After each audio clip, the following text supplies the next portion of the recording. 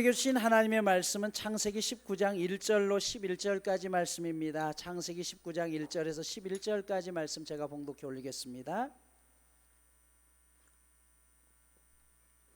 저녁 때에 그 두 천사가 소돔에 이르니 마침 롯이 소돔 성문에 앉아 있다가 그들을 보고 일어나 영접하고 땅에 엎드려 절하며 이르되 내 주여 돌이켜 종의 집으로 들어와 발을 씻고 주무시고 일찍이 일어나 갈 길을 가소서. 그들이 이르되 아니라 우리가 거리에서 밤을 새우리라. 롯이 간청하매 그제서야 돌이켜 그 집으로 들어오는지라. 롯이 그들을 위하여 식탁을 베풀고 무교병을 구우니 그들이 먹으니라. 그들이 눕기 전에 그 성사람 곧 소돔 백성들이 노소를 막론하고 원근에서 다 모여 그 집을 애워싸고 롯을 부르고 그에게 이르되 오늘 밤에 내게 온 사람들이 어디 있느냐 이끌어내라. 우리가 그들을 상관하리라. 롯이 문 밖에 무리에게로 나가서 뒤로 문을 닫고 이르되 청하노니 내 형제들아 이런 악을 행하지 말라. 내게 남자를 가까이 하지 아니한 두 딸이 있노라. 청하건대 내가 그들을 너희에게로 이끌어내리니 너희 눈에 좋을 대로 그들에게 행하고 이 사람들은 내 집에 들어왔은즉 이 사람들에게는 아무 일도 저지르지 말라. 그들이 이르되 너는 물러나라. 또 이르되 이자가 들어와서 거류하면서 우리의 법관이 되려 하는도다. 이제 우리가 그들보다 너를 더 헤아리라 하고 롯을 밀치며 가까이 가서 그 문을 부수려고 하는지라. 그 사람들이 손을 내밀어 롯을 집으로 끌어들이고 문을 닫고 그 문 밖에 무리를 대소를 막론하고 그 눈을 어둡게 하니 그들이 문을 찾느라고 헤매었더라. 아멘. 하나님께서 아브라함을 갈대아 우르에서 불러서 가나안 땅으로 부르시죠. 그래서 너는 모든 민족의 아버지가 될 것이다. 네 자손들이 하늘의 별처럼 바닷가의 모래처럼 많아질 것이다 라고 약속을 하십니다. 그러면서 지난 창세기 15장 지난 시간에 재물을 쪼개어서 마주 보게 한 다음에 횃불이 되어서 하나님이 그것을 지나가셨죠. 재물이 쪼개진다는 것은 죽는다는 것이에요. 즉 약속을 어기는 것은 이 재물처럼 쪼개져서 죽는다. 그런데 하나님께서 횃불이 되어서 재물 사이를 지나갔다는 것은 너와의 상관없이 나는 내 목숨을 걸고 너와 했던 이 약속, 믿음의 조상이 되리라고 했던 약속을 지키시겠다라고 하나님이 말씀해 주셨습니다. 자, 그렇게 또 약속을 했음에도 불구하고 시간이 또 흐르던 과정 속에 창세기 17장은 아브라함이 99세가 되던 해에 하나님이 다시 나타납니다. 그러면서 뭐라고 했냐면 내가 너와 내 언약을 맺으리니 너는 여러 민족의 아버지가 되리라. 후로는 네 이름을 아브라함이라 하니 이제 이는 네가 여러 민족의 아버지가 될 것이다 라고 이야기해요. 여러분, 아브라함의 원래 이름은 아브람입니다. 아브람이라는 것은 그저 존경받는 아버지예요. 한 가정에 존경받는 아버지라는 것이죠. 그런데 아브라함이라는 말은요, 모든 민족의 아버지가 된다는 것이죠. 그리고 난 다음에 하나님께서 아브라함에게 분명한 너와 또 하나의 약속 표징을 위해서 너를 포함해서 네 집에서 난 모든 남자들에게 할례를 행하라 라고 이야기합니다. 이 할례는 오늘날로 이야기하면 포경수술을 말하는 것이죠. 그러면 하나님께서 할례를 행하는데 8일째 되던 날 할례를 행하라고 했어요. 오늘날 전 세계적으로 할례를 행하고 있는 민족들은 많이 있습니다. 우리나라도 할례를 행하죠. 어떤 사람들은 아기가 낳았을 때 할례를 행하기도 합니다. 대부분 많은 나라들에서는 성인이 되면 할례를 행하는데 하나님께서 왜 꼭 8일째 되던 날 이스라엘 백성들에게 할례를 행하라고 했을까요? 창세기를 강의하면서 전에도 말씀드렸죠. 그 이유에 대해서는 첫 번째, 한 주간은 7일입니다. 옛 한 주간이 지나고 새로운 한 주간이 시작되는 날이 8일째죠. 그래서 할례는 새로운 출발을 의미하기 때문이다 라고 말씀하시기도 합니다. 그런데 현대의학이 발전하면서 더 놀라운 사실들을 발견하게 되죠. 우리 몸에 피가 흐르는데 피가 응고되기 위해서 멈추기 위해서 우리 몸에 반드시 필요한 두 가지 요건들이 충족돼야 됩니다. 첫 번째가 비타민 K라는 것입니다. 이 비타민 K는 항출혈성 비타민이라고 부릅니다. 비타민 K가 있어야지 피가 멎습니다. 또 하나가 프로트롬빈이라는 효소입니다.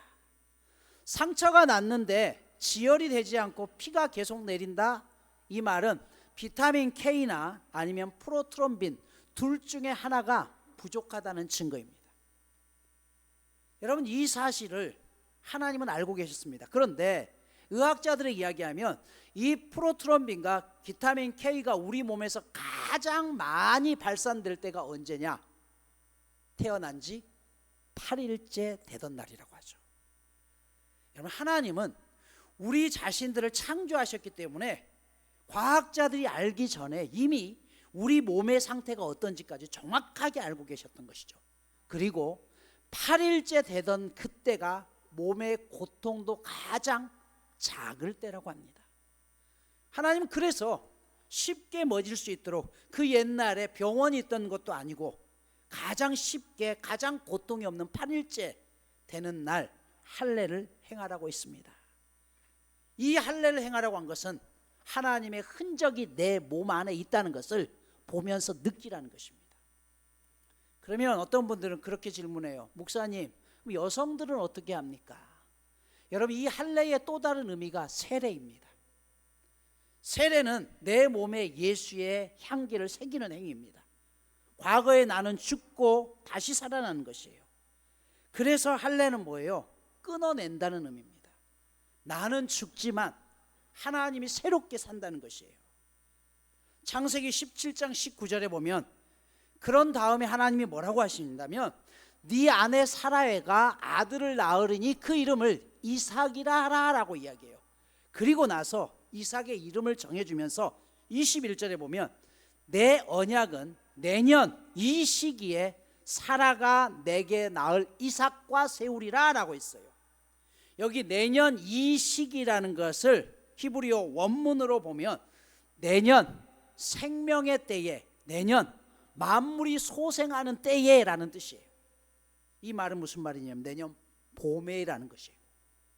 내년 봄에 너에게 아들을 주겠다라는 것이에요. 봄이 뭡니까? 겨울에 다 죽어버렸던 그런 것들이 새롭게 태어나는 것이 봄이죠. 그동안 아브라함의 아내 사레는요 89번이나 계절적인 봄을 맞이했지만 사라의 태는 죽어 있었습니다. 한 번도 그 태는 인생에 봄을 맞이한 적이 없었습니다. 그러나 하나님이 말씀하시죠. 내년 만물이 태동하는 이 봄에 생명이 자연히 소생하듯이 너의 태도 다시 살아날 것이다. 그때 너에게 아들을 줄 것이니 그 아들의 이름을 이삭이라 라고 말씀하죠. 그리고 나서 창세기 18장의 내용은 그런 아브라함을 천사들이 다시 찾아가는 장면입니다. 그리고 18장에서 천사들이 아브라함에게 또 한 가지의 놀라운 비밀을 알려주죠.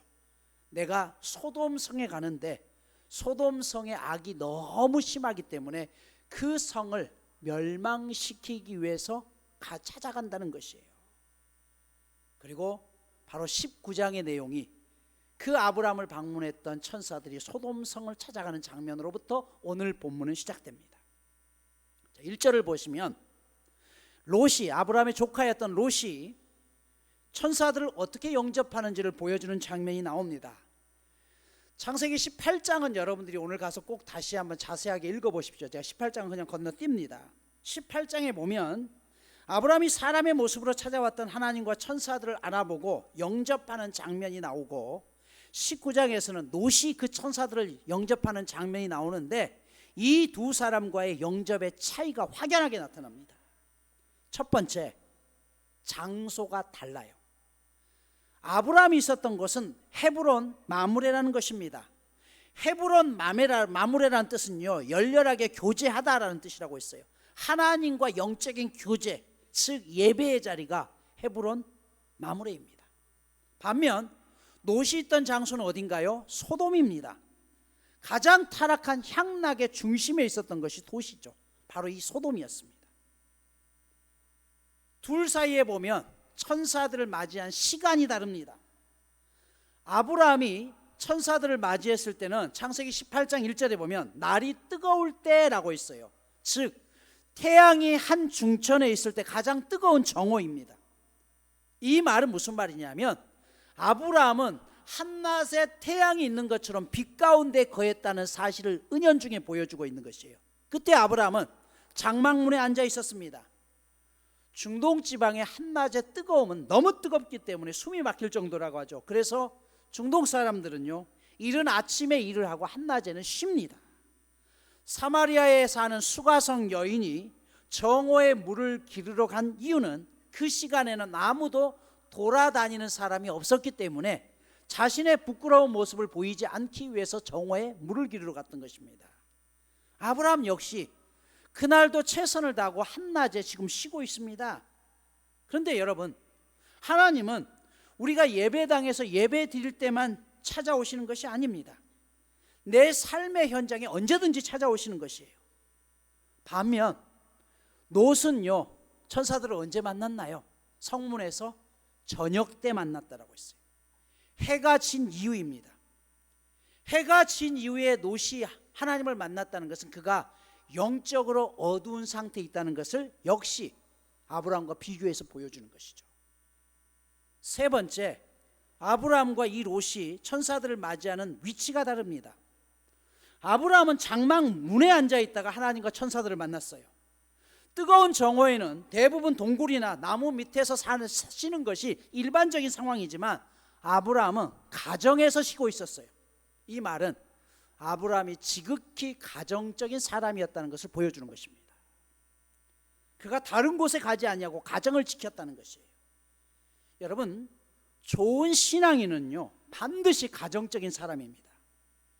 교회에 와서는 열심히 일하고 가정을 소홀히 한다면 그 사람은 절대로 훌륭한 신앙인이 아닙니다. 목회자가 언제 변하는 줄 아십니까? 목회자들도 교회가 커지고 이름이 나기 시작하면 이제 그때부터 본교회보다는 외부로 돌아다니기 시작하죠. 여기저기 집회를 다니고 해외로 집회 다니고, 그러는 순간 목회자는 자신도 모르게 타락합니다. 대부분 그렇죠. 그리고 교인들도 방치되고 이제 부목사에 의해서 교회가 운영되고 담임 목사의 그 영성들이 어느 순간 끊어져 버려요. 그래도 교회는 운영이 됩니다. 왜냐하면 이미 어느 정도 단단하게 세워졌기 때문에. 하지만 어느 순간 이제 그런 자리에 올라가게 되면 대접받아야 되고 각 사람들의 성도들 간의 교제보다는 외부적으로 명성을 관리하는 데 커지게 되는 것과 같은 원리입니다. 롯은요, 어디에 있었습니까? 성문 앞에 있었다고 했어요. 소돔 성문에. 성문은 사람들이 가장 많이 모이는 곳입니다. 이 성문에서 사교, 재판, 상거래, 광고 계약, 모든 일들이 이루어지는 게 성문이에요. 성문은 한낮에도 사람이 많아요. 그런데 해가 지면 돌아가야 되는데 해가 졌는데도 돌아가지 않았다는 것이에요. 그게 무슨 말이에요? 가정을 돌보는 사람이 아니었다는 뜻이에요. 실제로 그의 사위나 그의 딸들이요, 전혀 아버지의 권위를 인정하지 않습니다. 나중에 피하자고 해도 말을 듣나요? 안 들어요. 농담으로 여겼다라고 성경은 기록하고 있죠. 네 번째, 아브라함과 롯의 결정적인 차이는요, 영접하는 태도가 달랐습니다. 아브라함은 사람으로 찾아오신 세 분께 마치 보자마자 일어나 하나님께 하듯이 엎드려 절합니다. 반면 롯은 두 천사의 모습을 보고 달려가지도 않고 그냥 그 자리에서 절할 뿐이었습니다. 아브라함은 직접 물을 떠다 주면서 발을 씻으라고 이야기를 하죠. 그리고 어떻게 해요? 음식을 준비하는데 온 가족이 최선을 다해서 준비합니다. 가장 맛있는 송아지 고기를 준비하고요, 다른 음식들을 배가 터지도록 약 30-40명이 먹을 수 있는 분량만큼 넉넉하게 준비를 합니다. 그리고 그뿐 아니라 그 천사들이 음식을 다 먹기까지 그 앞에 서서 무엇을 시킬 것인가 시종들듯이 서 있는 모습입니다. 이게 18장에 나와요. 반면 오늘 19장에 나오는 롯은요, 물을 떠다 드리는 게 아니라 그냥 집에 들어오시라고 하죠. 그리고 집에 와서 니들이 알아서 씻으십시오라고 해요. 그리고 내 집에서 자고 일찍 떠나라고 하니까 벌써 롯의 태도를 알아들었던 천사들이 어떻게 해요? 2절에 보면 안 들어간다. 나 그냥 거리에서 밤을 새울 망정 당신 집에 안 가겠습니다. 그러자 3절에 롯이 뭐라고 이야기하면 간청해서 그들이 들어왔다라고 했는데, 이 간청했다라는 원문의 뜻을 보면요, 밀쳤다라는 것이 억지로 밀고 들어왔다는 뜻이죠. 그리고 그들에게 집에서 식사를 대접하는데 오늘 본문에 보면 뭘 대접했느냐? 무교병을 대접했다고 했어요.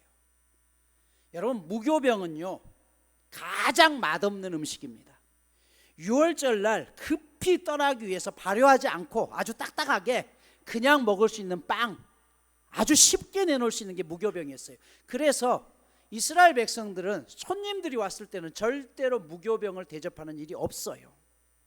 그건 쉽게 말하면 집에 있는 식은 밥, 아침에 먹던 된장찌개 하나, 아니면 인스턴트 냉장고에서 데펴가지고 전자레인지에 돌려서 오늘날 얘기하면 대접했다는 것이에요.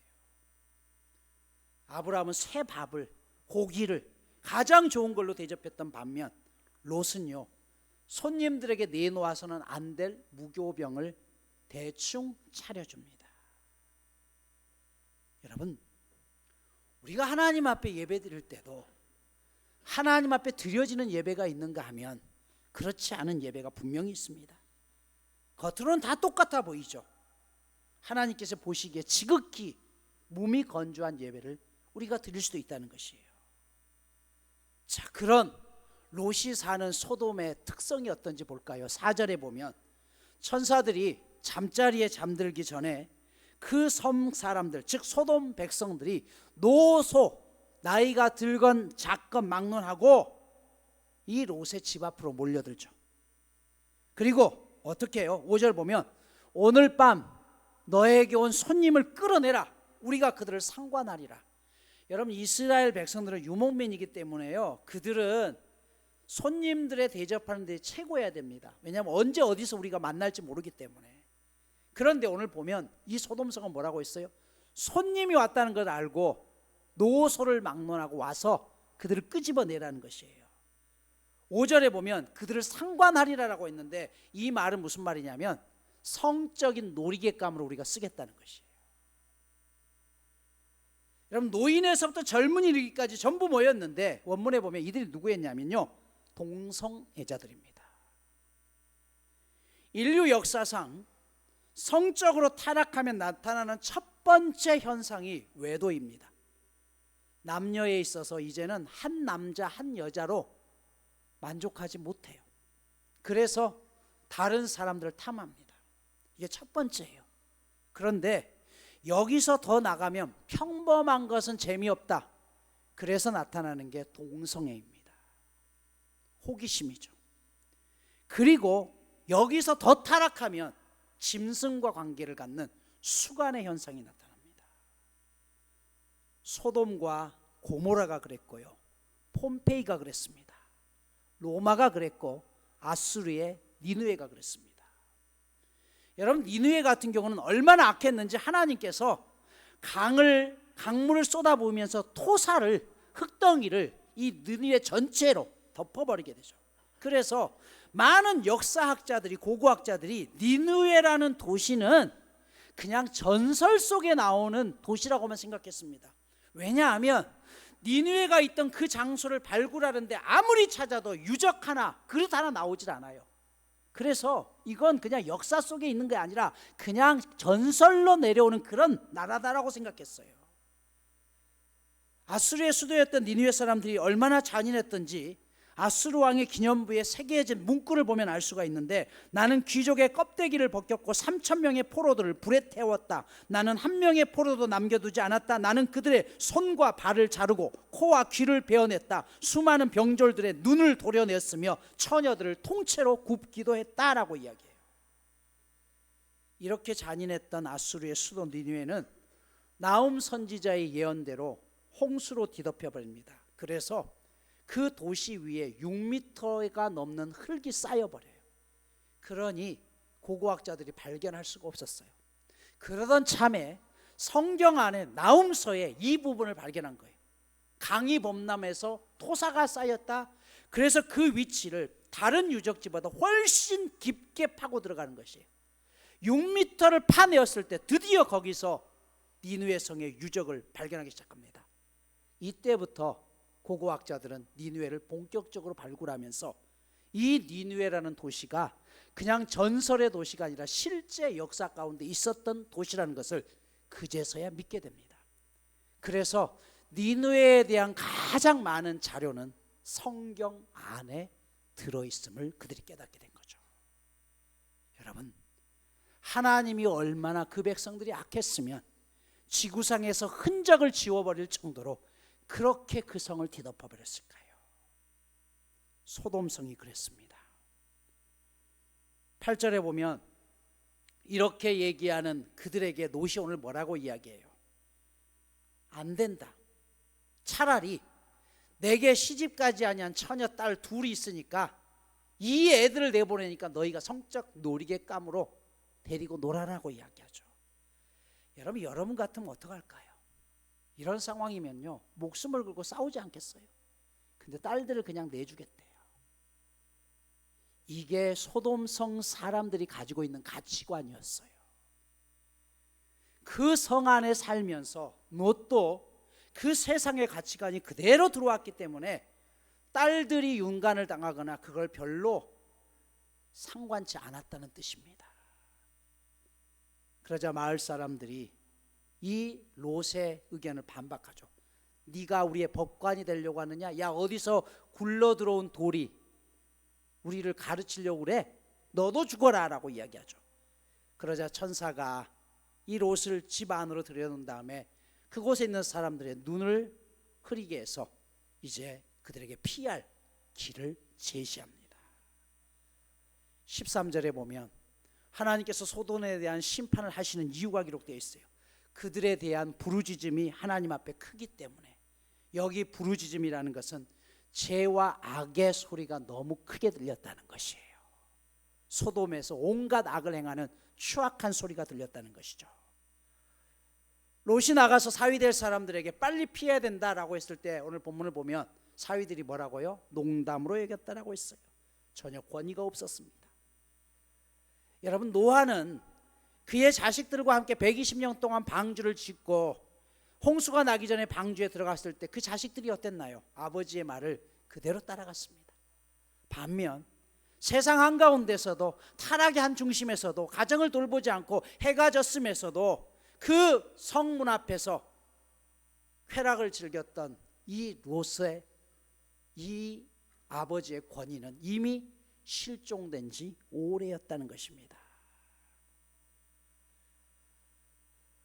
천사들이 결국 그들을 끄집어내어서 머무르지 말고 산 위로 올라가라라고 이야기를 합니다.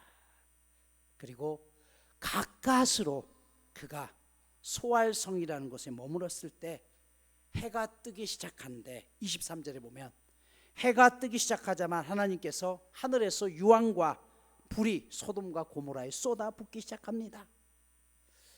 여러분, 창세기 14장을 공부하면서 우리가 배웠지만 창세기 14장에 보면 그돌라오멜 연합군과 소돔 연합군이 시딤 골짜기에서 전쟁을 하게 되죠. 이 전쟁에서 소돔 연합군이 패배해서 아브라함의 조카 롯이 잡혀가죠. 그러자 아브라함이 어떻게 해요? 집에서 키웠던 318명의 사병들을 데리고 기습 공격해서 롯의 가족들을 데리고 옵니다. 그런데 이 시딤 골짜기에 역청이 많았다라고 성경은 기록하고 있어요. 창세기 14장 3절을 보면 이 시딤 골짜기를 지금의 사해라고 이야기해요. 성경에는 염해라고 표현되어 있습니다. 사해, 바다죠. 바로 이 시딤 골짜기가 어디냐? 소돔과 고모라입니다. 이곳이 원래 역청이 많았던 곳인데 불이 타면서 아스팔트의 원료 같은 역청이 전부 타버립니다. 그러면서 이 땅이 그대로 꺼지면서 생겨난 곳이 사해 바다입니다.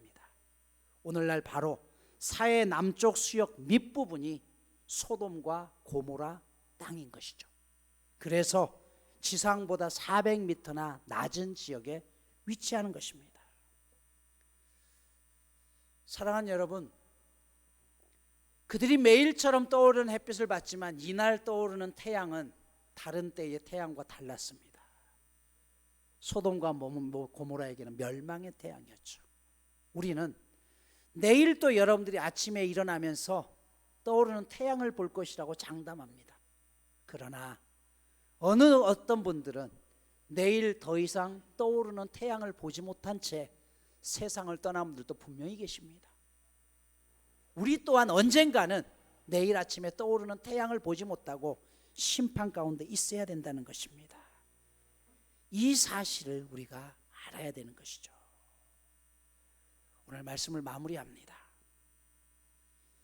우리 오늘 본문을 읽으면서 하나님께서 소돔과 고모라를 멸망하시면서 롯을 보더라도 그닥 우리와 다를 바 없는 전혀 신앙인답게 살아가지 못하는데 왜 하나님께서 롯을 살려주셨을까? 롯의 가정을 살려주셨을까 하는 의문을 갖게 됩니다. 그 이유는 아브라함이 그들을 위해서 기도했기 때문입니다. 창세기 19장 29절을 보십시오.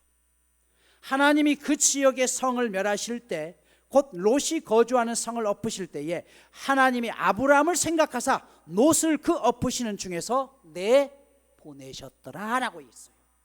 누구 때문에요? 아브라함 때문에 롯을 살려주셨다라는 것이에요. 야고보서 5장 16절에 보면 의인의 간구하는 역사는 힘이 크다라고 했습니다. 의인 아브라함의 간구는 하나님의 마음을 움직일 수 있는 능력이 있었습니다. 하나님의 심판은 누구에게나 임합니다. 단지 시간과 장소의 문제일 뿐이죠. 소돔과 고모라의 장막이 그 넘쳐서 하나님의 진노와 심판이 임했던 것처럼 무서운 마음으로 죄의 도성을 벗어나지 못한 우리들에게도 심판은 임합니다. 그런데 누군가의 기도를 통해서 죽을 수밖에 없는 그들이 살아났다는 것이에요. 그렇다면 오늘 여러분들이 이 자리에 있다는 것 또한 누군가가 나를 위해서 기도했기 때문이라는 생각은 안 하십니까? 거꾸로 죽을 수밖에 없는 그 자리에 있는 누군가가 오늘 내가 드리는 기도를 통해서 그들이 나를 생각해서 하나님이 나 누구를 생각해서 엎으시는 가운데 그들을 용서하고 살리셨다는 그 고백이 있을 수도 있다는 사실인 것이죠. 우리가 하나님 앞에 중보하며 기도해야 되는 이유입니다. 사랑하는 여러분, 내가 선택해야 될 길은 어디입니까? 오늘 본문에 보면 롯이 결국은 피해서 그 두 딸과 함께 동굴 속에 지내는데 이 두 딸이 아버지에게 술을 먹여서 어떻게 해요? 아버지와 관계를 맺게 되죠. 첫째 딸이 낳은 아이의 이름이 모압입니다. 내 아버지로부터라는 뜻이고, 둘째 딸이 낳은 아이의 이름이 베나미입니다. 내 아버지 아들이라는 것이에요. 여러분, 성경은요 초창기에 인류의 번성을 위해서 친척 간의 성적인 관계들을 처음에는 어쩔 수 없이 그렇게 해서 번성했습니다마는 절대 금한 게 있었어요. 아버지와 부모와 자식 간의 관계는 절대 금해야 했습니다. 그런데 소돔성에 물들었던 롯의 딸들의 모습을 보십시오. 아무 부끄러움 없이 아버지와 관계를 맺게 되죠. 그리고 이들로부터 나타났던 민족들이 모압과 암몬인데 성경은 모압과 암몬은 영원토록 여호와의 총회에 들어오지 못하는 민족이라고 있습니다. 이 말은 이스라엘 민족이 아니다라는 것이고 끝까지 이스라엘을 괴롭히는 민족으로 살아가게 되는 것이죠. 하나님을 목적으로 살지 않았던 그들에게 있어서 그들은 모든 걸 다 잃습니다. 하나님 앞에도 버림받습니다. 반면 끝까지 헤브론 땅에서 하나님을 의지했던 이 아브라함에게는 믿음의 약속이 계속해서 이어지는 것을 볼 수가 있습니다. 저와 여러분이 선택해야 될 것은 무엇일까요? 그 선택은 각자의 몫입니다. 이번 주 미션입니다. 여러분들에게 있어서 인생 가운데 홀로 설 수 없습니다. 반드시 나와 내 가정을 위해서 기도해 줄 수 있는 중보 기도자를 세우십시오. 그리고 서로가 누군가에게 중보 기도자가 되십시오. 그것들을 매칭시켜서 함께 기도할 때, 내가 연약할 때 누군가의 기도로 내가 살아날 수 있습니다.